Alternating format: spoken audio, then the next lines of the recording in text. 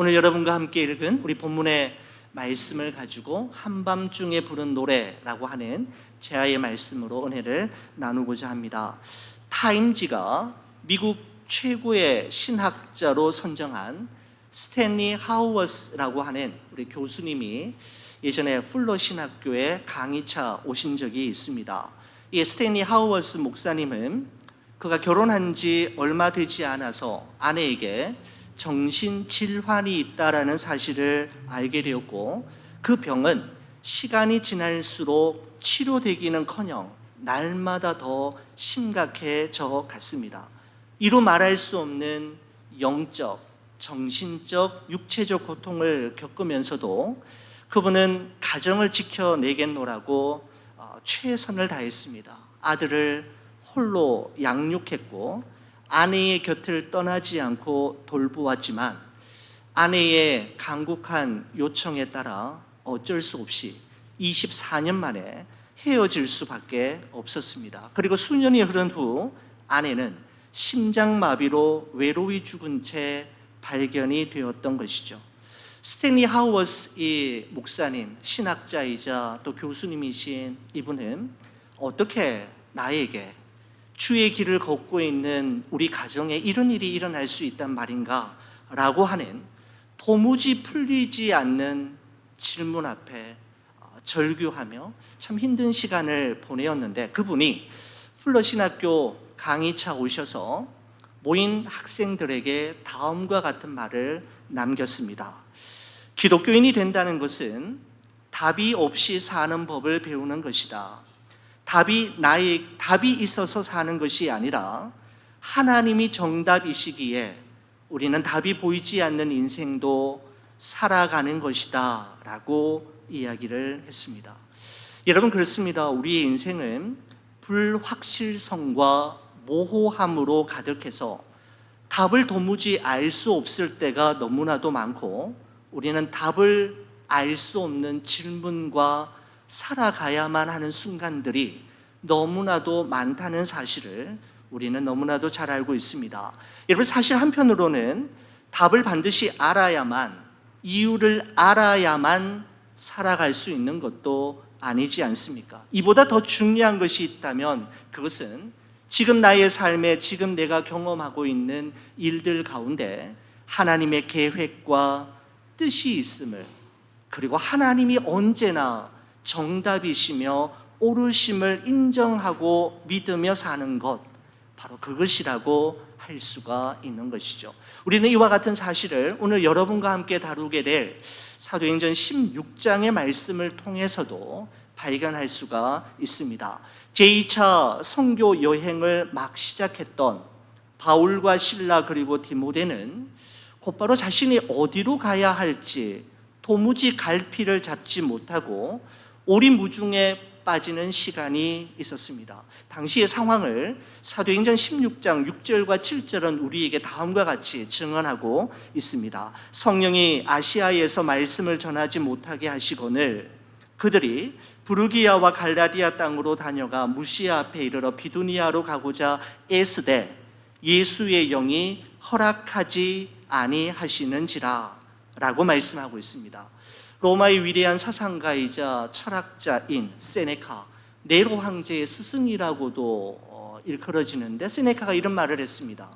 어느 항구를 향해야 할지 모른다면 어떤 바람도 도움이 되지 않는다라고 이야기했습니다. 이런 바다를 항해함에 있어서 바람은 너무나도 중요하지만 내가 어디로 가야 할지, 어디가 나의 항구이고 목적지인지가 결정되지 않았다면 그 바람은 아무 소용도 없는 것이지요.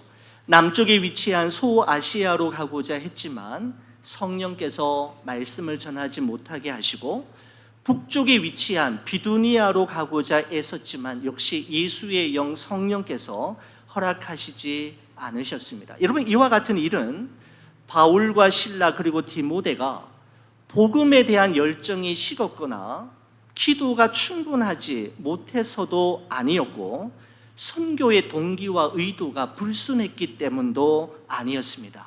하나님의 뜻과 계획이 다른 곳을 향하고 있었기 때문이지요. 우리는 이와 같은 사실 앞에서 이사야서의 말씀을 다시 생각하게 됩니다. 이는 내 생각이 너희 생각과 다르며 내 길은 너희의 길과 다름이니라. 여호와의 말씀이니라.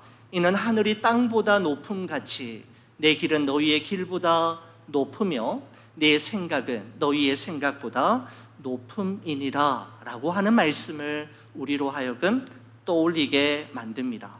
그렇습니다. 우리는 때때로 나의 생각, 나의 길이 하나님의 생각과 하나님의 길과 서로 달라서 불평하기도 하고 원망하기도 하지만, 여러분 솔직히 말씀드려서 하나님이 우리 같으면 어떻게 되겠습니까?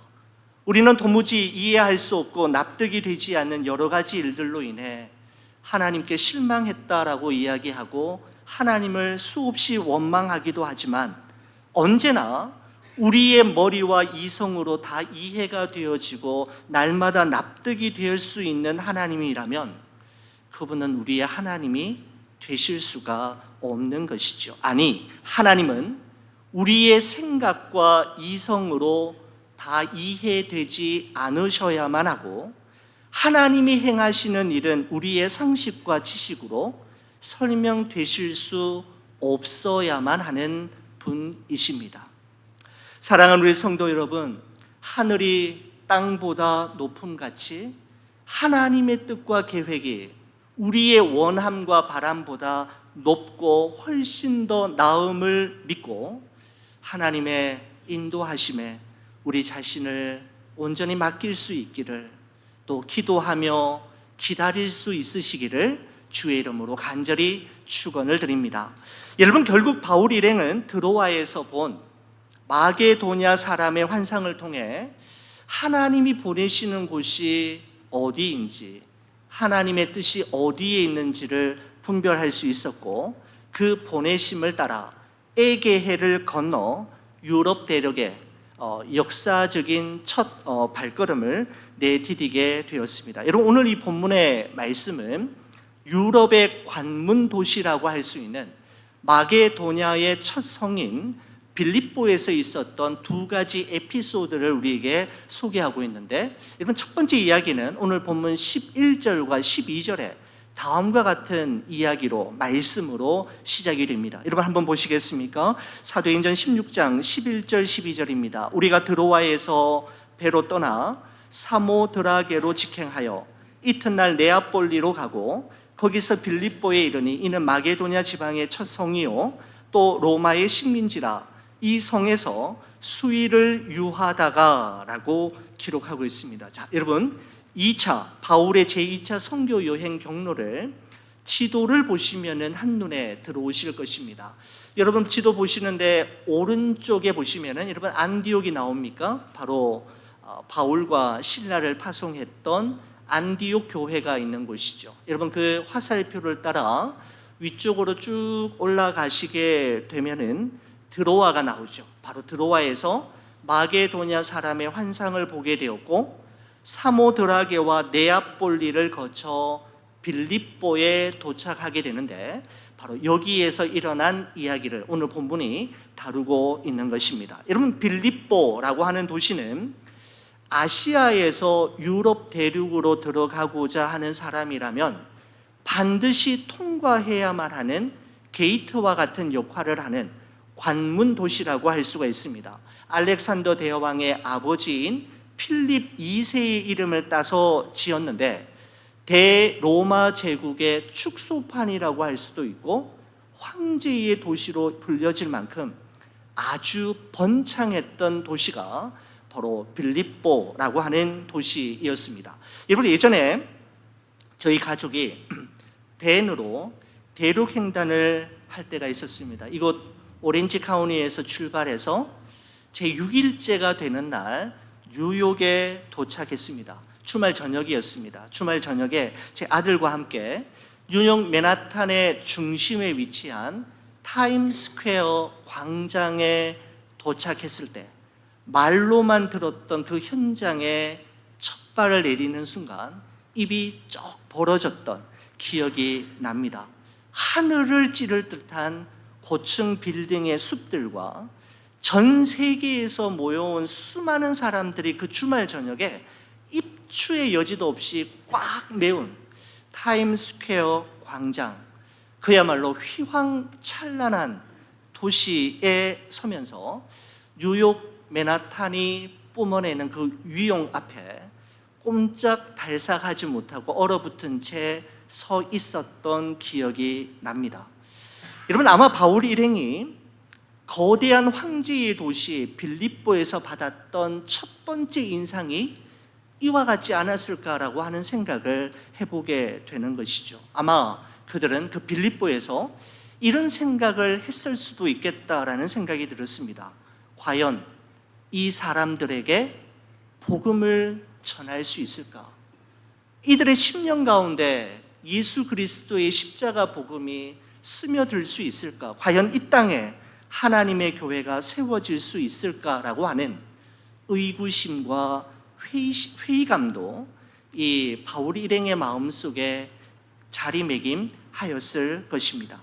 여러분, 그런데 이 바울 일행이 빌립보에 도착한 이후에 가장 먼저 찾은 곳이 어디인지 오늘 이 본문이 우리에게 소개하고 있는데, 여러분 16장 13절 말씀 한번 보시겠습니까? 13절입니다. 안식일에 우리가 기도할 곳이 있을까 하여 문 밖 강가에 나가 거기 앉아서 모인 여자들에게 말하는데 라고 되어 있습니다. 어디를 찾았다고요? 바울 일행은 기도할 곳을 찾았다라고 말씀하고 있습니다. 황제의 도시, 대로마 제국이 뿜어내는 엄청난 위용 앞에 무릎 꿇지 않고 담대히 복음을 전하고 하나님의 교회를 세우기 위해 그들에게 가장 필요했던 것은 어떤 전략도, 어떤 전술도, 어떤 회의도 아닌 기도이었음을 우리에게 말씀하고 있는 것이죠. 여러분, 그렇습니다. 하나님이 하실 일과 하나님께서 이루실 일이 있음을 믿는 사람은 기도의 자리를 소홀히 여기지 않습니다. 내가 원하는 대로, 내가 기도한 대로 이루어 주실 것을 믿기에 기도하는 것이 아니라 하나님께서 이루실 더 좋은 계획과 더 좋은 길이 분명히 있음을 확신하기에 믿음의 선배들은 언제나 그들이 머무는 그곳에 기도할 처소를 가장 먼저 찾았고 그곳에서 무릎을 꿇었던 것이죠. 여러분, 빌립보 도시를 필두로 해서 유럽 대륙이 그리스도의 복음 앞에 무릎을 꿇게 되는 이 엄청난 사건은 빌립보의 변두리 강가 어느 작은 기도 처소에서부터 시작되었다라고 하는 점은 우리가 그냥 쉽게 지나칠 수 없는 중요한 사실임에 분명합니다. 바울 일행이 기도할 곳을 찾았고 그곳에서 기도했을 때 하나님은 한 사람을 그들과 만나게 하셨죠. 그가 누구였습니까? 사도행전 16장 14절 15절 말씀 한번 보십시오. 두아디라시에 있는 자색 옷감 장사로서 하나님을 섬기는 루디아라 하는 한 여자가 말을 듣고 있을 때 주께서 그 마음을 열어 바울의 말을 따르게 한지라. 그와 그 집이 다 세례를 받고 우리에게 청하여 이르되 만일 나를 주 믿는 자로 알거든 내 집에 들어와 유하라 하고 강권하여 머물게 하니라 라고 말씀하고 있습니다. 바울 일행이 빌립보에 도착했을 때 기도할 곳을 찾았고 그곳에서 기도의 무릎을 꿇는 순간 한 사람을 만나게 했는데 바로 두아디라 도시에서 자색 옷감 장사를 하는 루디아라고 하는 사람이었습니다. 루디아는 여인이었고 이방인이었습니다. 여러분, 옛날 유대인들은 아침에 일어나면 하나님 앞에 꼭 3가지 감사 기도를 드렸다고 하지요. 그들은 유대인들은 이렇게 기도했습니다. 오 나의 하나님, 제가 이방인이 아닌 유대인으로 태어나게 하심을 감사합니다. 오 나의 하나님, 제가 여자가 아닌 남자로 태어나게 하심을 감사합니다. 그들의 기도 제목이었습니다. 그리고 마지막으로는 오 우리의 하나님, 나의 하나님, 제가 노예가 아닌 자유인으로 태어나게 하심을 감사합니다 라고 하는 기도를 옛날 유대인 남자들은 하루에 첫 시간을 기도하며 꼭 드렸다고 합니다.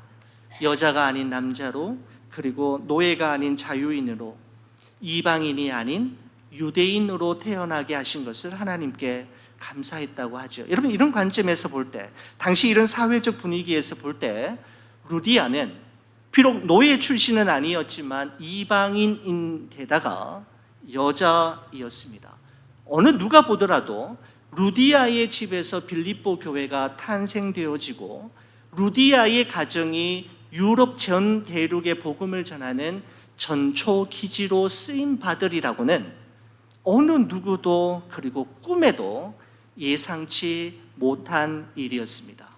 여러분, 그러나 하나님의 계획은 언제나 사람이 전혀 예상치 못했던 방법으로 이루어지고 성취되는 경우가 참으로 많이 있지 않습니까? 여러분, 그래서 고린도전서 1장에 보면 이런 말씀이 있습니다. 형제들아, 너희를 부르심을 보라. 육체를 따라 지혜로운 자가 많지 아니하며 능한 자가 많지 아니하며 문벌 좋은 자가 많지 아니하도다. 그러나 하나님께서 세상에 미련한 것들을 택하사 지혜 있는 자들을 부끄럽게 하려 하시고, 우리 같이 한번 읽어볼까요? 세상에 약한 것들을 택하사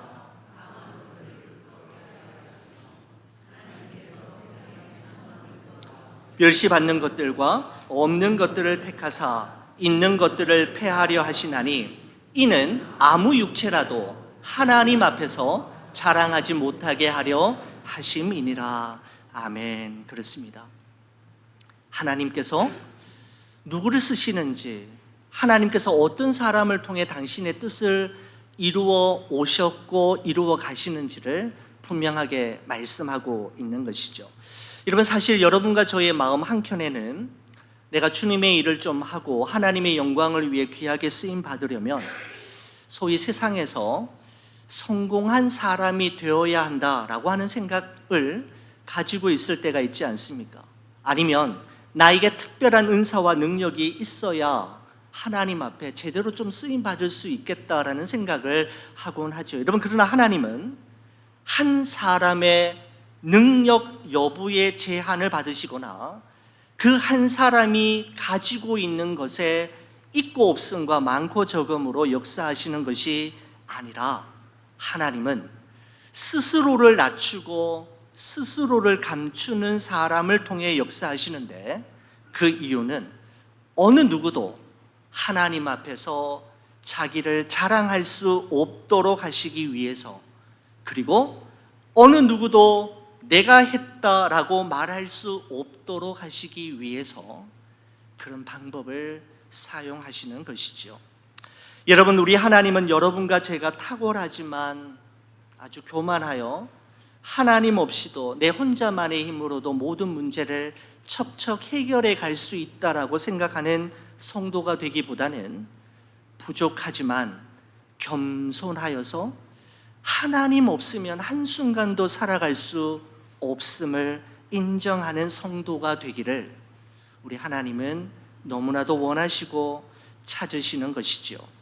사랑하는 우리 교우 여러분, 하나님 앞에서 우리의 무능함과 연약함, 우리의 가진 것 없음을 탓하지 말고 오직 하나님의 영광과 그분의 기쁨을 위해 우리 자신을 기꺼이 드림으로 수명이 다하여 죽는 인생이 아니라 사명이 다하여 죽는 인생으로 살아가는 여러분과 저의 삶이 되기를 주의 이름으로 간절히 축원을 드립니다.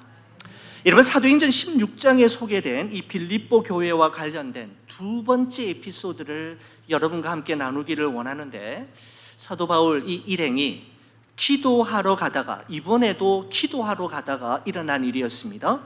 점치는 귀신이 들린 여종을 만남으로 두 번째 이야기가 시작이 되죠. 16절 말씀 보시겠습니까?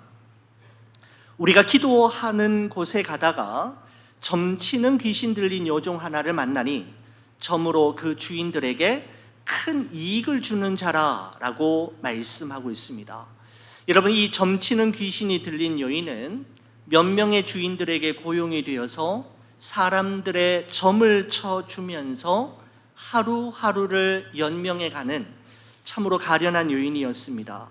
귀신 들린 것도 너무나도 불쌍하고 비참한데 악독한 주인들에게 이용당하는 것을 더 이상 두고 볼 수 없었던 바울은 예수 그리스도의 이름으로 그 여인 안에 있는 귀신을 내쫓아내는 그러한 기적을 행하였죠. 여러분, 그런데 문제는 여기서부터 시작이 되었습니다. 점치는 귀신이 들린 여인을 이용해서 돈벌이를 아주 잘해왔던 주인들이 바울 때문에 더 이상 점을 볼 수 없게 되어 수입이 끊긴 것을 항의하면서 바울과 실라를 끌고 가서 무서운 채찍질을 가하였던 것이죠. 그리고는 상관들을 고용하여 로마 감옥에 깊이 가두고 바울과 실라의 두 발은 착고에 채워져서 꼼짝달싹 할 수 없는 상황에까지 이르게 되는데, 이 모든 일들이 하루아침에 순식간에 일어난 일이었습니다. 여러분, 그런데 그날 밤 놀라운 기적이 일어났지 않습니까? 26절 말씀 한번 보시겠습니다. 이에 갑자기 큰 지진이 나서 옥터가 움직이고 문이 곧 다 열리며 모든 사람의 매인 것이 다 벗어진지라 라고 말씀하고 있습니다. 여러분, 그렇습니다. 갑자기 지진이 나서 옥터가 움직이고 감옥문이 열리고 족쇄가 풀리는 것, 여러분, 우리는 이것을 무엇이라고 이야기하느냐 하면 기적이라고 이야기하죠. 미라클이라고 표현합니다. 여러분, 그런데 오늘 이 본문의 말씀은 이와 같은 기적 말고 또 하나의 기적이 이 감옥 안에서 일어났음을 우리에게 기록하고 있는데, 또 하나의 기적이 무엇인가 하면 여러분, 바로 앞절인 16장 25절 말씀입니다. 이렇습니다. 한밤중에 바울과 실라가 기도하고 하나님을 찬송하매 죄수들이 듣더라 라고 말씀하고 있습니다.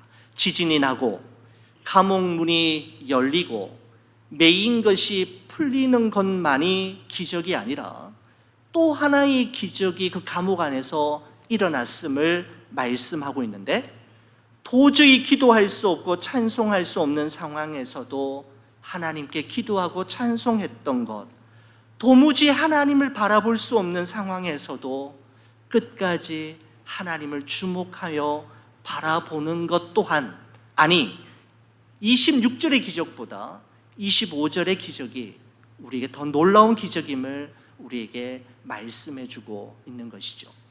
여러분, 채찍질로 인해서 갈기갈기 찢어진 온 몸과 칠흑 같은 절망만이 가득한 로마의 깊은 감옥 안에서 바울과 실라는 이런 생각을 충분히 할 수 있지 않았겠습니까?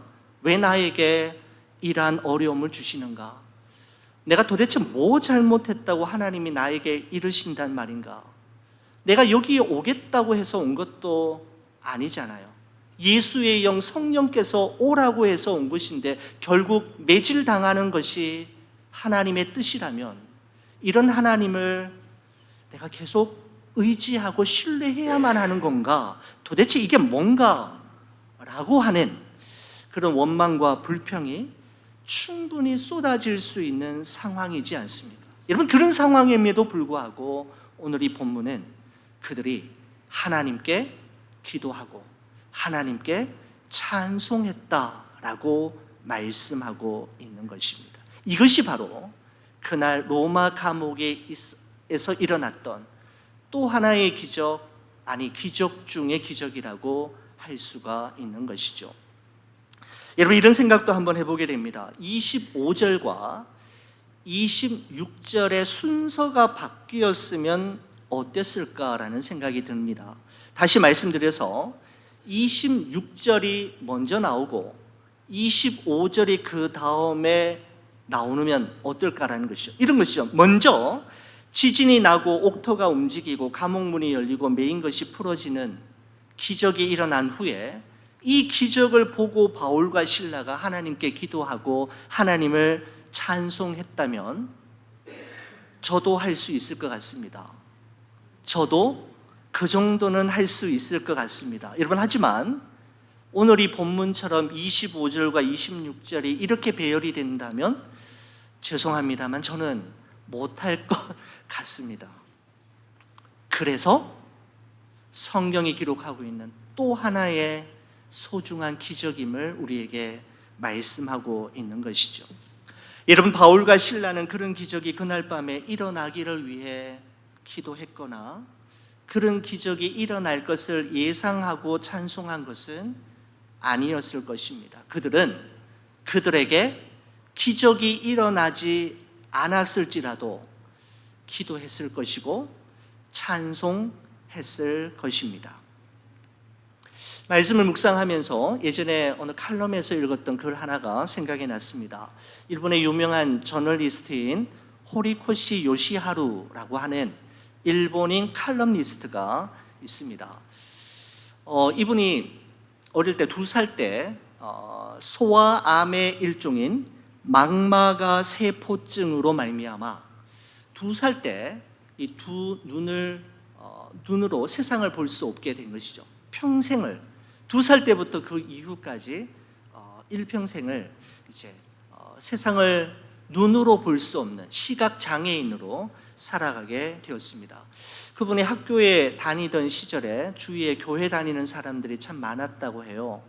그래서 이 요시하루에게 와서는 이야기를 하면서 예수님의 기적에 대한 많은 이야기들을 하면서 너도 지금 당장 예수님 믿고 신앙생활 할 뿐만 아니라 기적이 일어나기를 위해 너의 두 눈이 빨리 뜨여지기를 위해 너도 기도하라 라고 하는 친구들이 참으로 많았다고 합니다. 그 당시에는 예수님을 믿지 않은 상태였고 그런 그가 이런 권유를 받을 때마다 그는 이렇게 생각하고 말했다고 이야기하죠. 그가 쓴 귀로 보고 손으로 읽으면 이라고 하는 김영사에서 나온 책에 보면 그분이 이렇게 이야기하고 있습니다.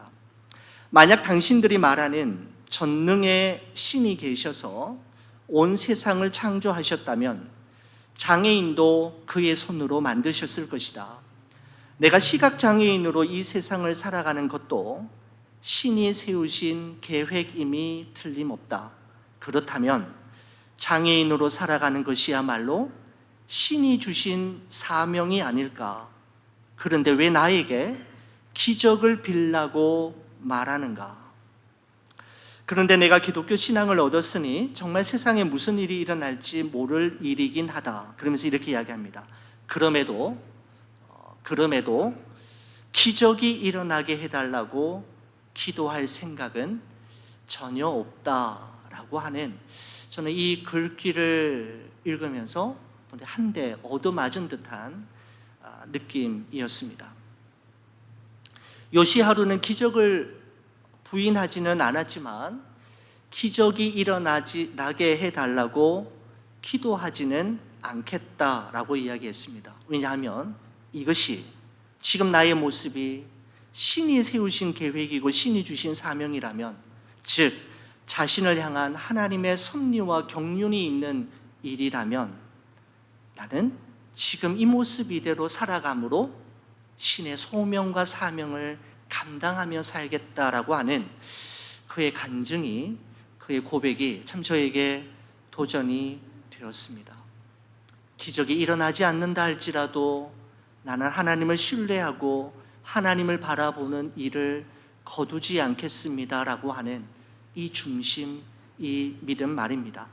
여러분, 오늘 이 본문의 말씀은 지진이 나서 옥터가 흔들리고 감옥문이 열리고 족쇄가 풀리는 것만이 기적이 아니라 도저히 기도할 수 없고 찬송할 수 없으며 도무지 하나님을 바라볼 수 있는 여력이 없고 하나님의 임재를 느낄 수 없는 인생의 마지노선 앞에서도 그럼에도 불구하고 하나님께 기도하고 그리 아니하실지라도 하나님을 찬송하는 것, 그것이야말로 감옥문이 열리고 족쇄가 풀리는 것보다 더 놀라운 기적 중의 기적임을 우리에게 말씀해 주고 있는 것입니다. 여러분, 오늘 이 본문의 그 16장 25절의 말씀 다시 한번 보시겠습니까? 거기 보면 이렇게 돼 있죠. 한밤중에 바울과 실라가 기도하고 하나님을 찬송하며 죄수들이 듣더라 라고 되어 있는데, 여러분 저는 이 표현을 읽으면서 한밤중에 midnight, about midnight 이라고 하는 이 표현이 제 마음속에 그리고 제 눈에 확 들어왔습니다. 그렇습니다. 이 세상을 살아가는 모든 사람들은 저마다의 한밤중이 있습니다. 시간적인 개념으로서의 한밤중이기도 하지만 내가 지금 처한 환경과 내가 지금 경험하고 있는 모든 상황들이 칠흑 같은 어둠으로 둘러싸여 있는 것과 같은 그런 상태를 한밤중이라고 할 수가 있는 것이죠. 여러분, 그런데 바로 이때 하나님을 믿는 우리 그리스도인들에게 필요한 두 가지 순종이 있습니다. 그것은 말씀에 대한 순종과 상황에 대한 순종입니다. 하나님의 말씀에 대한 순종, 그리고 하나님이 지금 나에게 허락하신 이 상황에 대한 순종 말입니다. 한밤중이 빨리 지나가기만을 위해 기도할 것이 아니라 그 한밤중을 통해 말씀에 대한 순종과 상황에 대한 순종을 우리가 배우고 습득한다면 우리 인생의 한밤중은 우리에게 반드시 있어야만 했던 시간으로 자리매김하게 될 것입니다. 여러분, 이 사건으로 말미암아 어떻게 되었습니까? 바울과 실라를 지키던 간수와 그의 가족들은 모두 세례를 받았고 빌립보 교회의 주요한 멤버가 됨으로 말미암아 빌립보 교회는 유럽 대륙을 복음화하기에 조금도 손색이 없는 교회로 든든하게 세워져 가게 되었던 것이죠. 바로 한밤중이 있었기 때문이고 그 한밤중을 통과했기 때문입니다. 사랑하는 우리 교회 여러분, 여러분과 저의 한밤을 불평과 원망 그리고 미움으로 채워가는 것이 아니라 하나님을 향한 기도와 하나님을 위한 찬송으로 채워가시기를 우리 주의 이름으로 간절히 축원을 드립니다. 기도하시겠습니다. 하나님 아버지, 감사합니다. 오늘도 우리 사도행전 16장의 말씀을 통해 주신 주님의 말씀을 우리의 마음속에 늘 기억함으로 우리 각자에게 주어진 저마다의 한밤중을 주와 함께 잘 통과할 수 있도록 도와주시고 기도와 찬송으로 또 말씀과 상황에 대한 순종으로 하나님 이 시간이 우리에게 꼭 필요했던 시간으로 하나님 기억될 수 있도록 경건하게 반응하는 우리 교회와 우리 성도들 되게 하여 주옵소서. 주님의 은혜와 사랑에 감사드리며 예수 그리스도의 이름으로 기도 올리옵나이다. 아멘. 우리 모두 자리